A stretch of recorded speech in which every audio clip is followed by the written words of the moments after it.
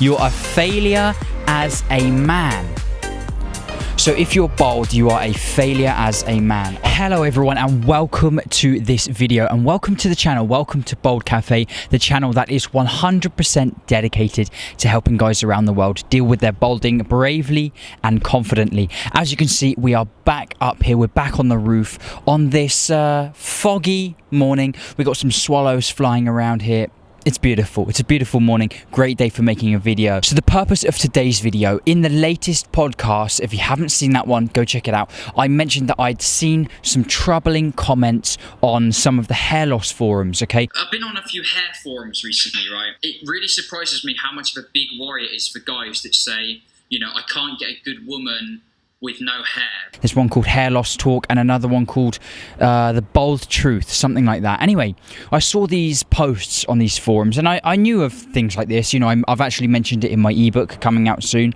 But these forum posts really quite troubling. And one of them said, you know, I can't get a woman because I'm bald, right? How am I supposed to get a woman when you're bald? And so I mentioned in the podcast, I said, why not try to see balding as a challenge, right? Why not try to see this card you've been dealt as a way to show people and a way to show yourself, to show the world that you can deal with this thing positively, right? And I said, these women, they're not focused on the fact that you're losing your hair. What they're picking up on, what they're focused on is how you're dealing with that issue, right? How you're dealing with it says a lot more than just your appearance. Anyway, I want to show you some of these comments. I've been back on the forums and I picked up some of these comments here. Here's a great example. This forum post is titled, "Life isn't worth living if you're bald."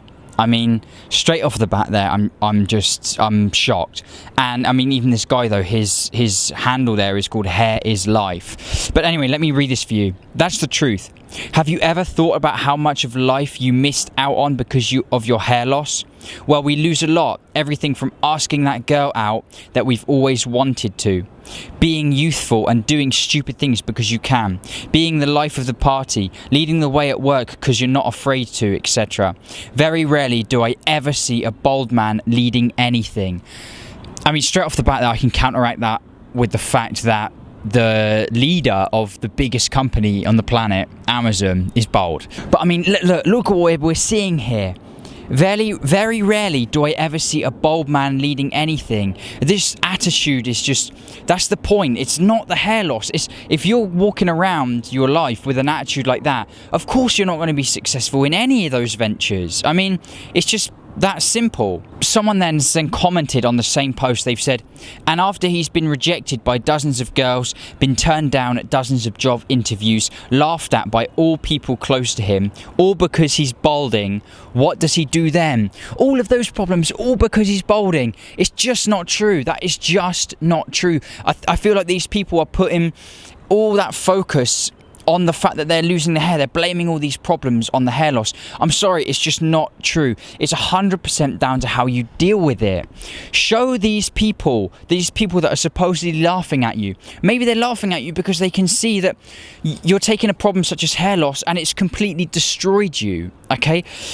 Why not smash that problem? Why not conquer that problem and show people what you're really made of? So there's another post here, another forum post I want to bring your attention to here, look. This one, again, what's the point of living life if you're bald? I mean, this really troubles me that people feel like this, and that's why I'm doing all this, because, you know, that's the reality of it. Anyway, baldness has ruined my life irreparably, and it would have been better not to be born. Why be in shape if you're bald? Why make money if you're bald? Why work so hard to get ahead in life? Why go on feeding yourself and keeping yourself healthy if you're bald? You're a failure as a man. So if you're bald, you are a failure as a man. I completely 100% disagree, and I'm sure there's a ton of guys out there, a ton of happy bald guys, happy, successful, married, with partners, bald guys that would 100% disagree with this. But the problem is, guys, let's be honest, if someone already has that train of thought in their mind, it's going to be, you know, I could stand here and I could say all this stuff to them about how it's not the end of the world. I just think if you're that focus, if that's just how you're perceiving this baldness as the sort of the cause of all these problems, I really think it's hard to change this person's mind. But I'm still going to try. This one really gets me. You're a failure as a man. I think you're only a failure as a man if you let the baldness consume you, if you let it destroy you, if you let it break you down that much. That is when you are a failure as a man, not because you've gone bald. That's just not true. So listen, these forum posts kind of sparked this whole thing in my mind about, me putting myself the argument that I put across just a minute ago. Use this experience to grow, right? To learn from, to be stronger, to be more confident. It's all about how you deal with it. If you think you can't get a girl because you've got hair loss, you're being bald, I honestly think it's not to do with the hair loss. It's just 100% to do with how you carry yourself. Real decent women, okay, if we're focusing on women here, are not that shallow. They're just not. Listen, if we flip it around, right, maybe you've had some experience with partners or girlfriends in the past. Okay, they're good looking, you're perfectly happy with the way they look, but maybe they themselves are unhappy, right?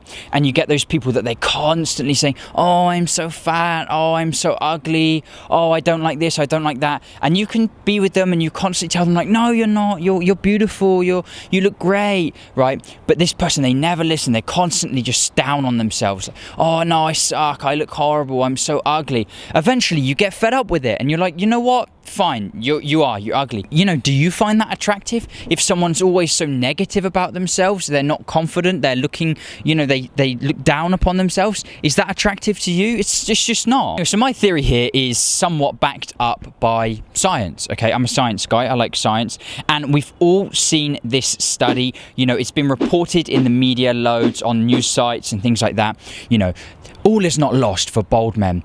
Studies show that bald men are perceived as more dominant, more confident by women or by people in general. This all ties in with the fact that I say, if you're going bald and you decide to shave your head, that is a great thing for you to do. That's the best thing for you to do. And it shows yourself and it shows people that you can be confident. So let's get deep into this study, okay? I've got it here and I'm going to go through it, but I'm going to give you all the key points right now. The study looked into how a man's choice to shave his head influences a person's perception of his dominance. And the study starts off with a great quote from Larry David. Larry David here, the comedian. Anyone can be confident with a full head of hair, but a confident bald man, there's your diamond in the rough. Great quote from Larry David there. This study was broken down into 3 different sections. Now, if I give you a really quick roundup, the study confirms that male pattern baldness has been linked with poor self-esteem, greater stress and depression, which is no surprise to us, okay? We know that here at Bald Cafe. Balding men, okay, I want to make that clear, it's balding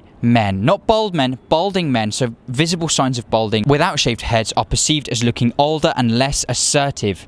In the introduction here, it speculates that shaving your head could communicate dominance, and that would be then a great option for balding guys to reverse these negative perceptions associated with thinning hair. Now, in the sense of hair loss can be a handicap in men, that they're in their pursuit of a positive life. Only men who are most confident can reliably choose to shave their heads. So only a confident man can take that choice to shave their head, thus displaying the confidence. Now, these are their hypothesis. This is what the people who did the study, this is what they are assuming. When ordinary people witness someone violate the standards of acceptable or conventional behavior, they may infer the person is powerful. Rejecting the social norm is a powerful action. So if we see the fact that shaving your head is not a social norm, this is a powerful action.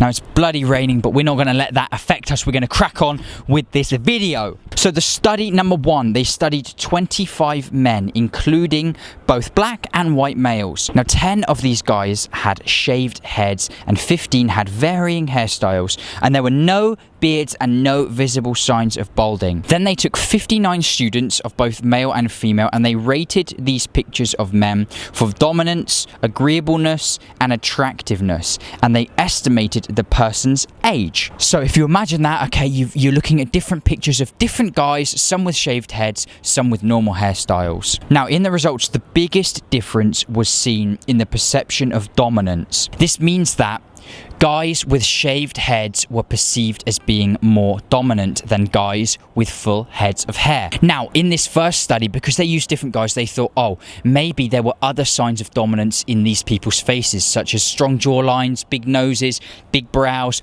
So to combat that, they did another study. Now, in study number 2, they used photos of the same people. So they had 344 people rate photographs of 4 white males. All in total, we have 8 photographs. 4 of the photographs, they have hair, and then they photoshopped those photographs without hair, with a shaved head, and they compared them.